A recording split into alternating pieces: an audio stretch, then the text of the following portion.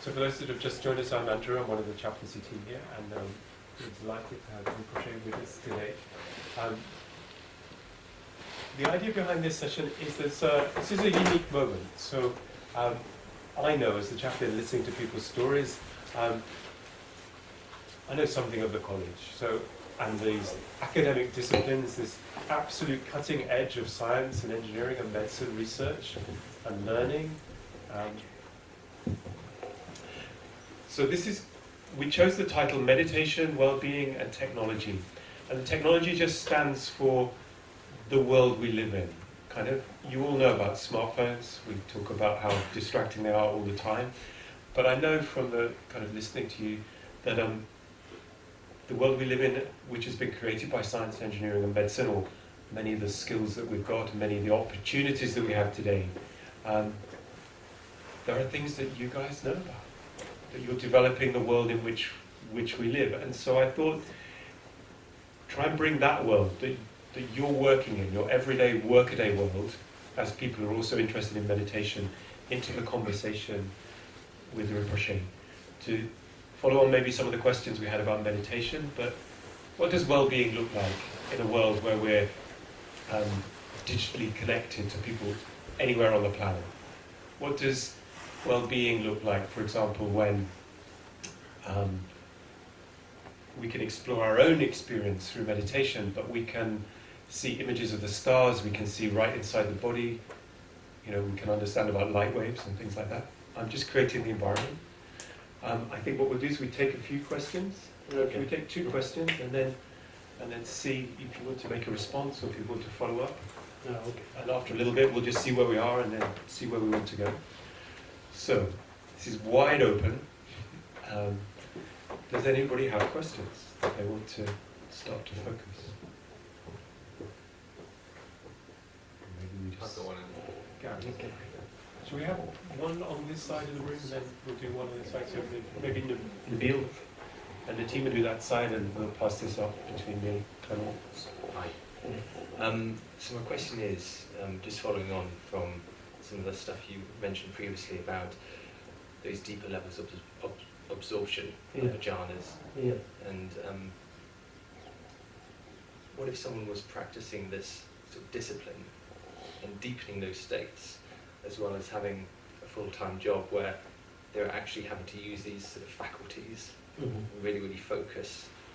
Would that go hand in hand, those sort of practices, with everyday conventional living?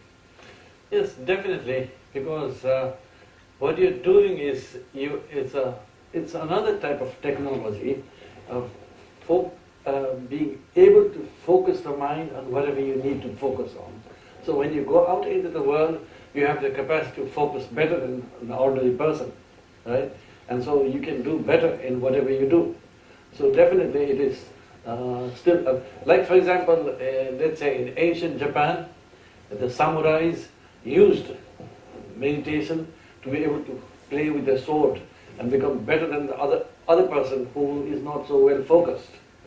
So you can use the focus for anything, for painting, for anything.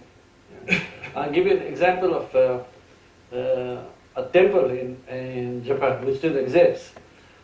On the ceiling is a dragon, and that was like 300 or 400 years ago. The Zen master, the head abbot, he painted a very beautiful dragon. Everybody said it was good. They said, no, erase it. They erased it. He kept on doing it again and again, for many years. And finally one day he painted it and said, that's it. So his disciples asked him, to us it looks like the same dragon, what's the difference? And I said, no. Till the last one, I was painting the dragon. In this one, I became the dragon. So, of course, not everybody can see it, but it's the same thing. We take modern art, not everybody can see it, right? But like people who are trained can see that this is worth $1 million. And an ordinary person in the street, he wouldn't see anything in the painting of Van Gogh or whatever, right? The same thing, once the mind is focused to a certain degree, to that degree you do better in whatever you do. Thank you. Thank you for starting us. Sid. You went for a retreat of 21 years. Yes. How was it before you left? Like before and after? Was in 21 years things changed a lot? Well, 21 years ago, I thought I was a Buddha. When I came out, I realized I was a simple human being. That's true.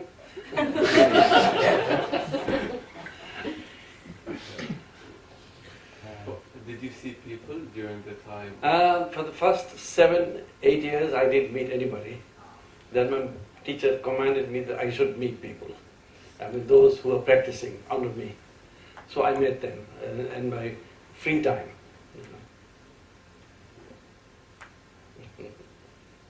So in the first 7 years, you still see your teacher? Yeah, I see my teacher. So Because one person?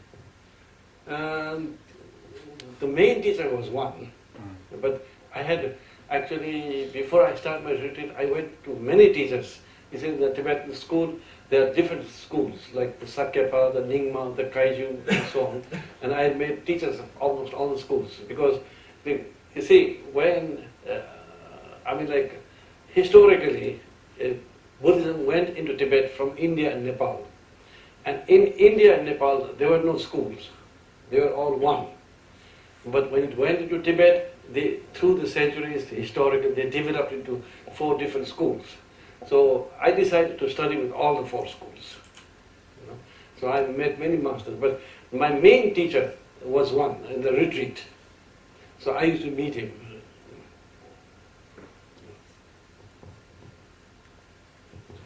I give him food and tea and water. She used to meet me. I have to eat, Inside, keep him there, and then lock the door, and I'm going office, and coming back evening and open the door and see him like that. It's going to 7 years, and then after that. Buddha. No, it's okay.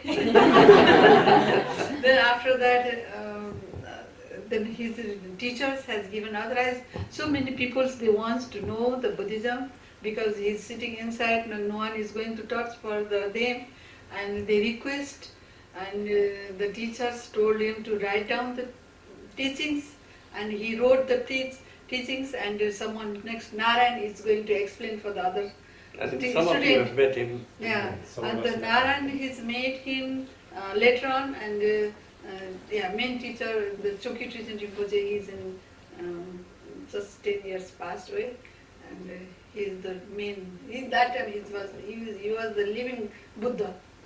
Everyone is respect to him. Even Dalai Lama is also his teacher. Yeah. Thank you. The retreat is very difficult. Yeah. Thomas has a question. Without her, I would not be able to do the retreat.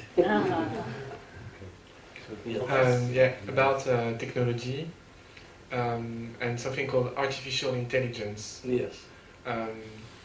So at the moment, we scientists are working on this artificial intelligence, and we can think that one day maybe we'll be able to build computers or robots that have emotions, that have maybe even free will. Mm-hmm. My question is, how does that work with Buddhism? Because I know there is concept of the mind and the concept of reincarnation. Yes. In that case, would the robot, would he have a mind? If he has emotions and free will? Maybe we could say that he does have a mind in some way. You see, like, this is a complicated question, because we have to speak about it hypothetically, right? Yeah. Hypothetically. But if according to Buddhism, if the computer is a viable body for the mind to settle into, then it could be used.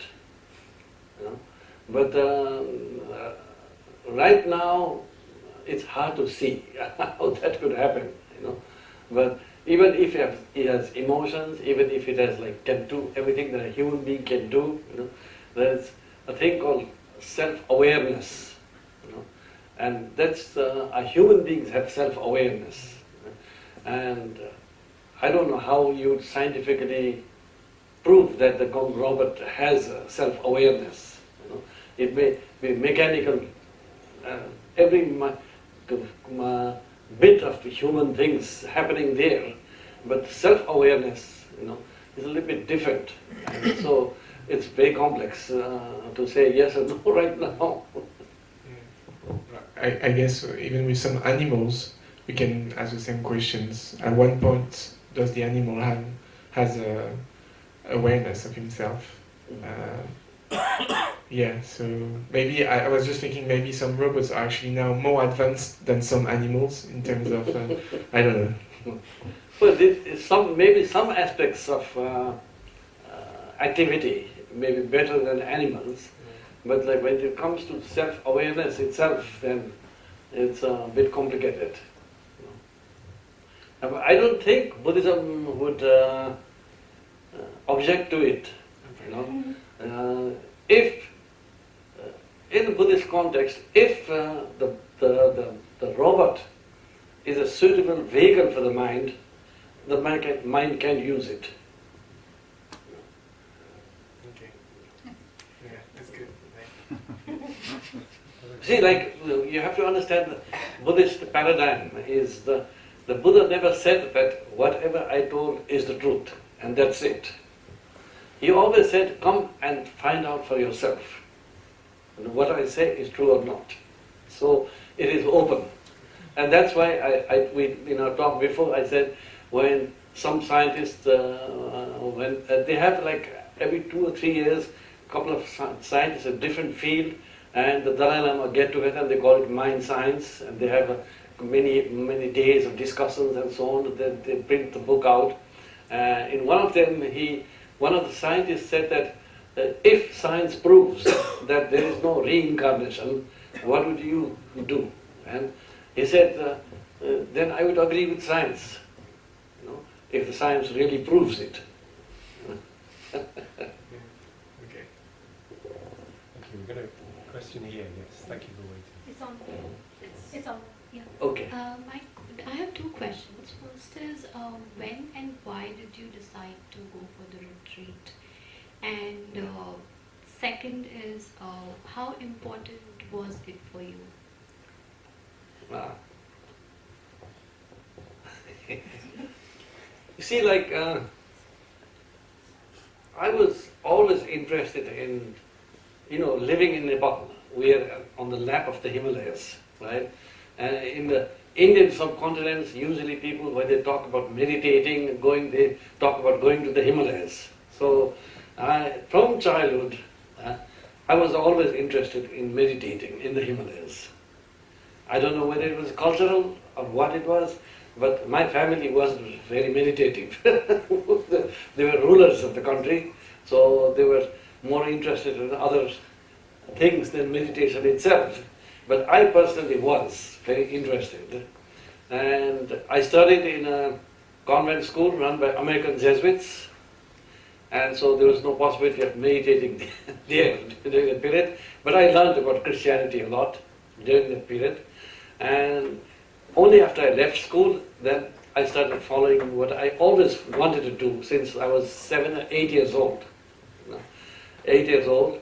And so when the time came, and when I was like 45 or 46 years old, and we were going to join the UN actually. And then I decided that if I join the UN, another 20 years will go, then I'll be too old. Too old. So I told my wife, I think I won't go to work anymore. I'm going to meditate. And she agreed. And so that's how I started. And before that, I was already meditating. Not in a retreat, but long hours in the mornings and the evenings. I was already doing it for 10 or 15 years before that. So it's not like I was completely total newcomer that I decided to go into a retreat. So many people in the world, there are many rich people, and there's so many king and many prime minister, and so many doctors, so many scientists, so many things in the world, the cover of the world, those type of people. So meditation, enlightened mind, transformed mind. The people's mind goes outside. The transformed mind comes inside. This transformed one lamp is lighting in the one room. There's only one room is light. See the lighting over. There's the one light is going to join another light and another light and another light is going to, all the world is going to be lighting, So for that point, the meditation is very, very, very important. Very, very important for live happily and live very enjoyful in the whole during the life period in the human beings. For that point, I decided to stay in the meditation because he is the very great man, and otherwise no one can sit in 21 years. 1 year you can go to see the meditation, so you will see what the situation comes. So then he is the person. Only all people cannot do that. Some people can do it, but he is the person who can do it. So yeah, that's opportunity we get it. That the Enlightened Master, his teachers also is there. That time now is not there. So we decided to sit the meditation. Yeah. But your question. For all sake of sentence beings, for all sake of sentence, if you want to know, learn these things, you can learn more and more and more things. So many things. Yeah. Okay. Thank But the other question that you asked is it absolutely necessary to go into retreat? It is not absolutely necessary to go into retreat. You can live your day-to-day life, going to office back and forth, Yes. and every morning, every evening, if you practice dedicatedly, the same results can happen. But people who go into retreat are basically people who want to teach others as well. Well, I would like to ask a question. Yes. Actually, two good questions. Yes. As a human being, when was the last time you felt sad or you felt angry, and what was that for? And the second one is, I guess you meditate every day, but have you ever felt like, nah, I'm not going to meditate today, I'm going to because you felt already so peaceful and relaxed and you just didn't want to do that? Well, that question is very interesting, but you asked two different questions. So I'll answer one first, and if I forget it, remind me the other one.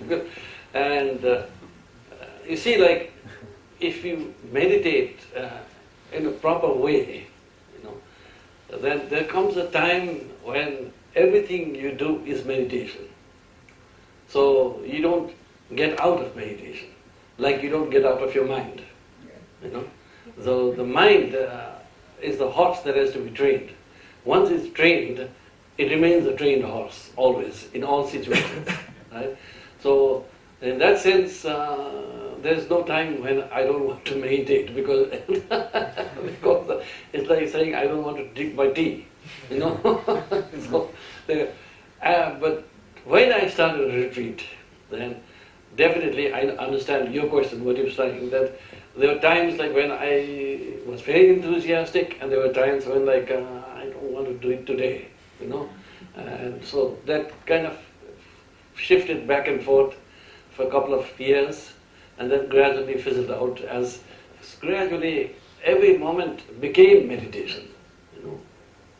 There is no sorrow, there is no happy, there is one test. Always one test. Okay, here's the ladies waiting there, and then Jian. Hello. So this returns a little bit to the conversation about artificial intelligence and what is mind and what is not mind, which is from the perspective of a trained mind or a Buddhist mind. Does it matter if what you're approaching or focusing your attention on has mind or doesn't have mind? Does that make a difference? I didn't quite get your question. I mean, I heard you, but I didn't quite... In terms of, like, when you direct your attention to something, is it different if you're engaging with another live mind, or is it the same if it's inanimate or animate, or does it matter what the thing is that you're confronted with? Does that make sense? You see, like, there is a the experience called one taste.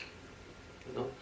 And what that means is like, no matter what you're experiencing, even though each of those experiences are different, they are of one taste. So whether it's animate or inanimate, it is of one taste. Being alone is wonderful. Being with people right now is wonderful. So it doesn't matter. I don't know if that was your question or not. Yeah, that was exactly it. I want to know what it tastes like. Like I'll give you an example of a Zen master in China, and he meditated up in the mountains in a hermitage for many years, 20 years or so, you know. And every day he used to go out to the well and draw water and carry fuel back to his hermitage, right? And this happened for 20 years. And it's not really different from you going to your office and coming back from your office every day, actually. You know, it's the same taste, actually. It's just our thoughts that seem to make it different.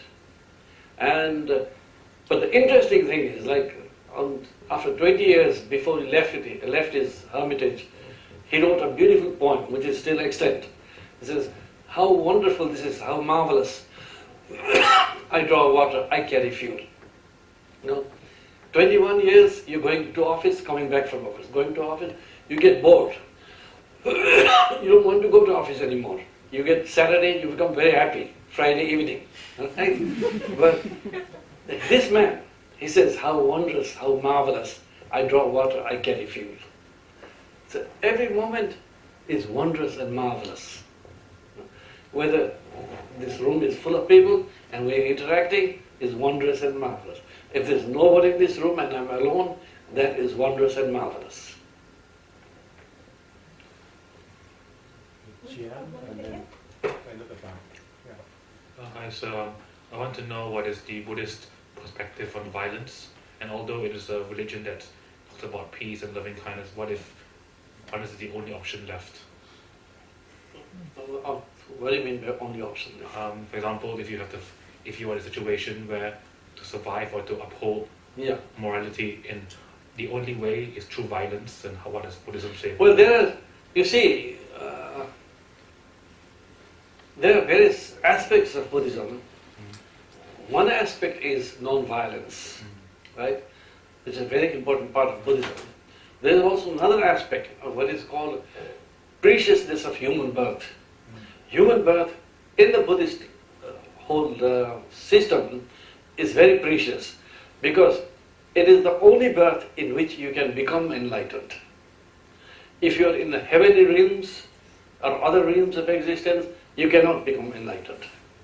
So human birth is very precious, extremely precious. So if it is a question of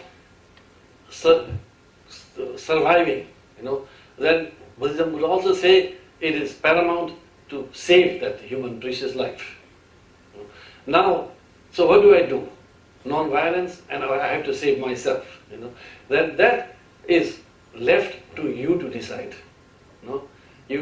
Buddhism is not, the Buddha said, take a sword this time.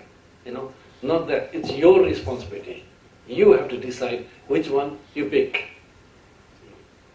Thank you very much. Okay. Just before the next question, which will come to you in a minute, there's some things I'm picking up here I just want to put into the room. The 2 times you've talked about the Buddha putting the research emphasis back on the people. You do the thinking, you do the deciding, you evaluate. You take the responsibility. You take the responsibility. Yeah. And you mentioned earlier about the Dalai Lama meeting every 2 or 3 years with people, and you have a mind science center. I'm just saying, you've got 20 minutes left. This is our mind center conversation time with Rinpoche. So if you've got some science questions, you want to bring things, puzzles from your work, this is the last 20 minutes we've got. So we'll go to the person in the corner. Thank you. So I've been looking recently into, there's a movement in the technology industry, and in Silicon Valley there are people trying to work with things like consciousness hacking and enlightenment engineering. So they're kind of trying to create devices to help us meditate quicker and easier. I'm quite intrigued as to what your opinion is on this. Like, is like you're talking about like binaural beats, right? Yeah, Those kind of things. Like devices to wear on your head, or I think they might even be looking into like microchips. But certainly anything that helps human beings enjoy life better is Buddhist for Buddhism. It doesn't have to be what the Buddha said. There is a statement saying anything that is useful for humanity is what the Buddha has said. Meaning it's not this particular Buddha that said it, right? But it is what the Buddha would have said. He has made it very clear to his disciples when he was alive in a forest in India.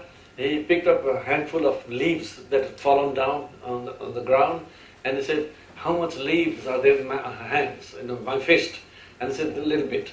"How much leaves are there in the entire forest?" "Infinite." He said, "What I have taught you is about the same as the leaves in my hand. What I haven't taught you is like all the leaves all over the forest, So there are infinite things which can be of useful to humanity, which the Buddha himself could not possibly have said everything. It's not impossible in an 80 years life to have said everything, right?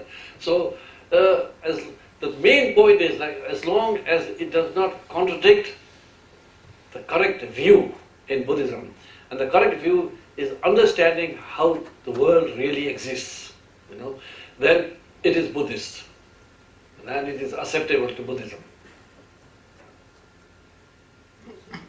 Do you want to come back on that?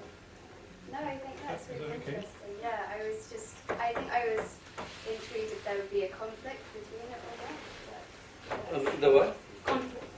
If there would be conflict between. Well, I mean, like, for example, you see, like Thomas here talked about artificial intelligence. I mean, these are things that are just cropping up right now in science, right? So we don't know where this will take and how far it can go. And science also has limitations. So there may be some place beyond which it cannot go. So, for example, the experience of mind relaxing and so on through binaural beats and so on can take you up to a certain thing. It hasn't taken people yet to high states of absorption yet. We don't know. Maybe tomorrow they will develop, and that's fine. If they develop higher states, then it's a lot easier than having your knees to ache and all that. Do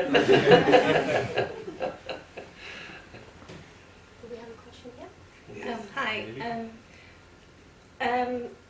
There's a writer that I really like, and he said this thing that really struck me, and he said that human beings are very smart and we've advanced very far with technology, but the problem is that we haven't advanced in the same rate in terms of psychology and how to use that technology. Yes. I'm a neuroscientist and I work on sleep, and I see that every day. So for example, in London recently we've had a 24-hour tube on the weekends, which has some benefits, but as a sleep scientist I really don't like it because it enables people to become sleep deprived, and that's really bad for them.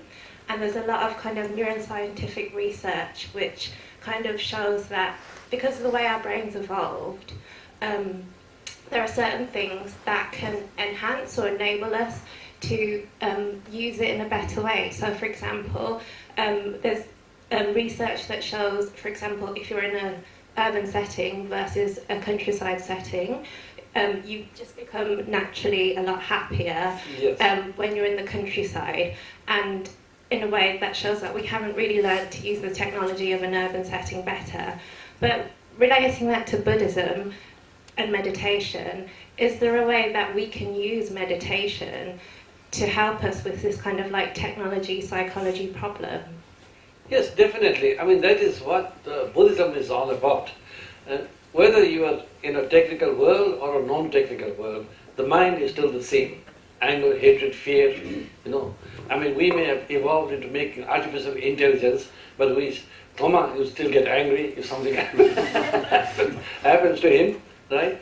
So meditation, especially the Buddhist meditation, is about resolving these things, you know, bringing them under your control. Maybe the word control is not correct. Bringing them, resolving these issues, you know, and so that your mind is more peaceful, whether you are in a technical world or a non-technical world. You know, I remember a couple of years back, one American millionaire, real estate millionaire, met me, and he was in Nepal, and he told me, "I've taken thousands of pictures of street children." So I said, "Why thousands of pictures?" He said, "I'm going to show them to my nephews. My nephews have private jets, but they never smile. These street children, they're all smiling, you know. So I'm going to show these pictures to them, you know." So the jet did make them happy, right? They never smile. But happiness is not in the jet; it's here, you know. If you have trained your mind to be happy, you're happy in a jet or outside a jet. I was just wondering as well, just carrying on with this conversation, as new technologies crop up, there are problems in that we can't foresee kind of what the problems will be, and then they crop up, we use them in our everyday lives, and suddenly we find there's a lot of problems, and then it's difficult to change it because everyone becomes dependent on it. Yes. So are you saying that using Buddhism and using meditation, we can put ourselves in a mental state where we're more resilient, and when these Yes. technologies come up and there are problems, we're Yes. resilient enough to be able to deal with them no matter what the problem is? Yes, yes, definitely. Thank you. Like, for example, I mean, are you Japanese? No, Chinese. Chinese, okay. In Japan, for example, meditation was used by the samurais to go into war, you know, and fight and win. But again, meditation was used by others to remain in huts up in the mountains. You know, it can be used for both purposes because it's another technology. You know, and science has built up technologies out there, but it has not the technology in here yet, right? And this is another technology to train the mind to be able to be happier, more relaxed, more enjoy life, enjoy moment to moment, to see the beauty of every moment. You know, we say we get bored. Logically, it's impossible to be bored, actually. Because you get bored if the same thing is repeated again and again, right? But nothing is repeated. In every second is new throughout your life. So how can you get bored? But you get bored, you know. But that's because there's a lot of things in here that you haven't resolved. When nothing in life is repeated, not life, nothing is repeated any second, moment to moment to moment, right? Like, for example, I'll give you an example of words. We human beings, like technology, language is a technology that was built thousands of years ago, right? Animals don't have it, and apes don't have it, and they have some kind of symbol and so on, but not language. You know? So we built language. That's why I, a Nepali, can communicate with you guys here, right? But language creates a world that doesn't exist out there. You know? It creates a whole new vision. I think there have been even done scientific research on what part of the brain moves and fires when Chinese is spoken, or English is spoken, or German is spoken, and so on. They found it different. You know? So that means we experience the world slightly different depending on our language. You know? For example, let me give you an example. Tea, this is not tea, but let's say tea. You know, we say in English, we say I like tea. Now English has removed itself further away from actual experience. You know, now in Nepali we say Malai chia man parcha. You know, Malai means to me, chia is tea. You know, man is mind, parcha is attached. You know, that's what is meant by I like tea. My mind is attached to the tea. You know, so it's closer. You know? And if you grow up in a language structure which already makes a certain vision, it's difficult to see something else. Like, for example, in the Hopi Red Indian language of America, in Hopi Red Indian, Then in English and also Nepali, now in most of the grammatical languages, there's a past tense, a present tense, and future tense. So I ran is past tense, I'm running is present tense, I will run is future tense. And that creates an illusion that there's a past, there's a present, there's a future. In the Hopi Red Indian language, that I ran is I ran, right, when translated. But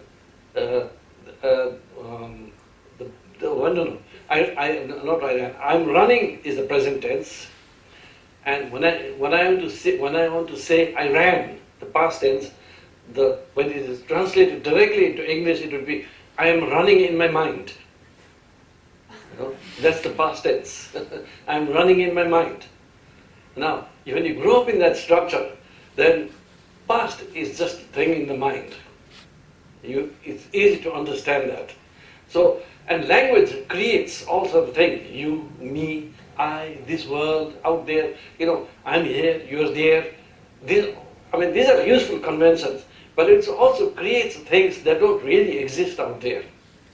Even quantum physics says that the world that you experience out there does not exist. They are only energy patterns, the rest is done by the mind. Right? So, but I see you and I, we experience this world out there. And so a good example of being bored is a small child, some of you must have remember it, when you see a butterfly, the butterfly is very beautiful, right? Then it's wonderful, amazing. Then the mother comes and says, butterfly. Then she learns butterfly, Then one butterfly, two butterfly, 4, 100 million, 10 million, 1 billion butterfly is yawn. You get bored. But actually, 1 billion butterfly afterwards is not the same experience that the small kid experienced 50 years ago. It's a totally new experience. The place is different, the butterfly is different, the person who experiences is different, everything is different. How can you get bored? But we do, we get bored, right? And that's what we need to train. When you train, then whether it's the technical world or a non-technical world, doesn't make a difference. You've had technology is language, technology of meditation, and technology of spirituality and science. So you mentioned the different regions of the brain getting activated. So there are recent studies showing that actually for thousands of years we thought there are only two genders, male and female, and they started to realize that there are actually more, which is getting even more complicated. Yeah. The same applies to sexual orientation. Yes. Most religions dictate that they can be fixed and they don't accept it. But where does Buddhism stand? Buddhism accepts easily. There's no difficulty for Buddhism to accept other genders. The only point is like the Buddha said that hermaphrodites cannot be made into monks, and that was because there will be a technical difficulty. Once you become a monk, you male or female, you are not supposed to touch the other gender, right? And so there will be this difficulty. But whether a hermaphrodite or a gay or who can make it, sure, they can make it. Whether they can be happy, sure, they can be happy. Whether they can be enlightened, sure, they can be enlightened. So it will make no difference. Anybody that hasn't asked a question yet? Back there? I think everybody's put their hand up as someone already. I can go after him. Okay, let's do these three. Let's start at. Okay, Mike, you've got the microphone first. Thank you. I just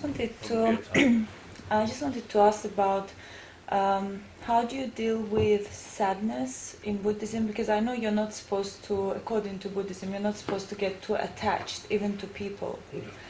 But how is it possible as a human not to get attached, for example, to your mom or to your dad? And how do you deal with the loss or big things like the sadness? There are different kinds of meditation.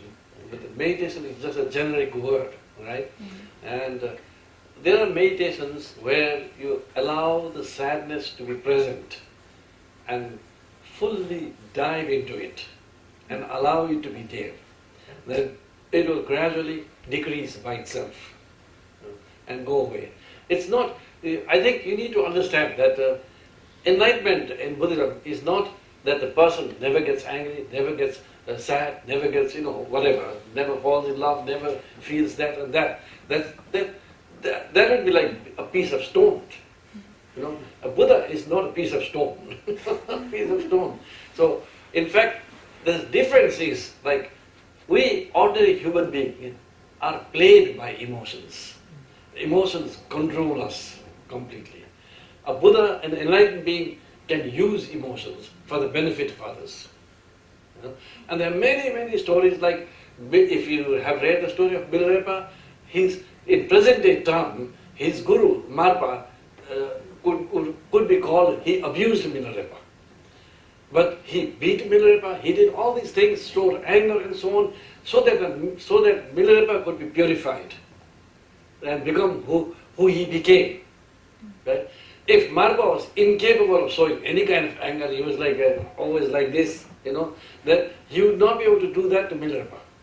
So it's not that an enlightened person doesn't have any emotion at all. It's that the emotions don't control him. And he plays with the emotions like an alchemical play for the benefit of others. It's not like, I'll give you another Zen story which clarifies this.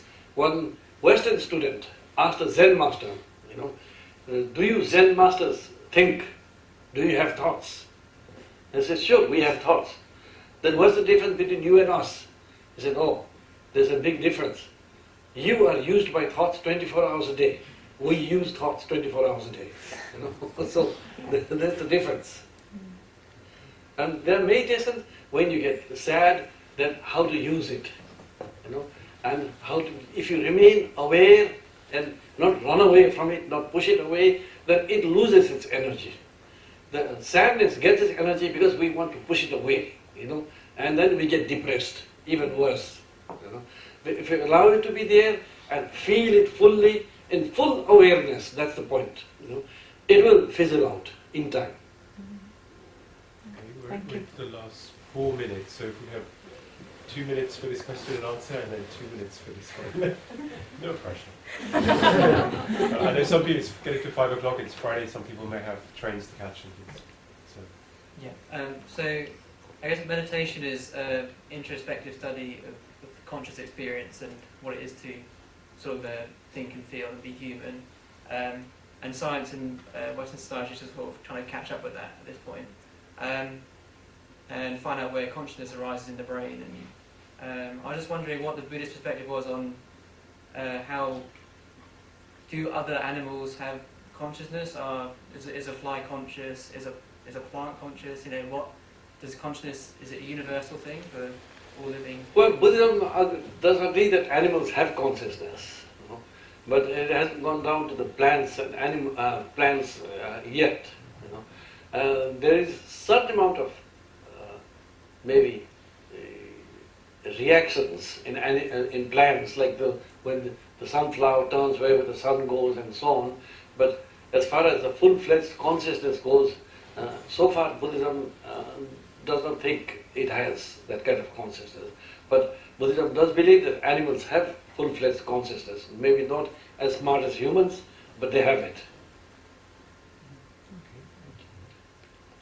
I want to ask you about technology. What do you think about it? Like, we could use our phones, flick on Facebook, news come and goes. Does it affect our attention? Yeah, if you're not trained, and you see, like, you can get conditioned by these things if you're not trained. So you're continuously looking at Facebook. Then the Sanskrit word is sanskara. Sanskara means conditioning. It gets into your mind. Then you become more and more conditioned to look at the face. And if you can't look at the Facebook, you feel fidgety. It keeps on increasing more and more. So then definitely it affects you.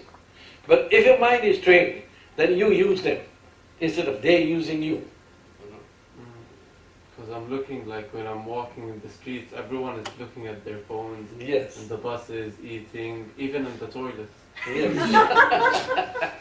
I know when I first came out from the retreat, and then we went to Thailand for my checkup, and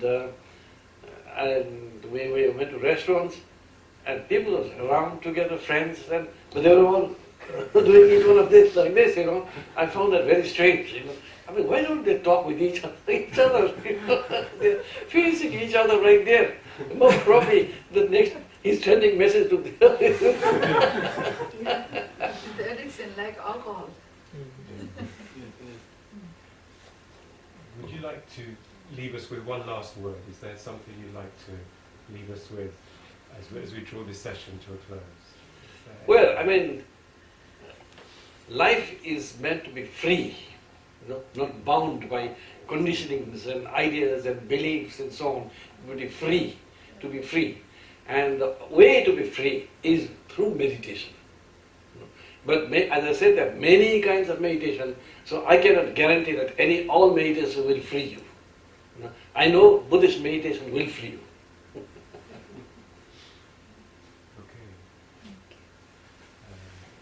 But always remember, human life is more and more and more precious than other in the world. Yeah, we have to think that. Sridhar, Rana, Rinpoche, thank you very much for being with us today. It's been a great pleasure. Thank you for all your questions and for the conversations that are going to flow from this. I'm sure lots of conversation will flow. Thank you, Thomas and Clement, for helping to organise this, and the team definitely, and Corona, who started the whole process, who can't be with us at the moment, so to Nabil and everybody else, thank you very much for coming. Thank you. Okay, thank you. All of you will like it. Very much, yeah.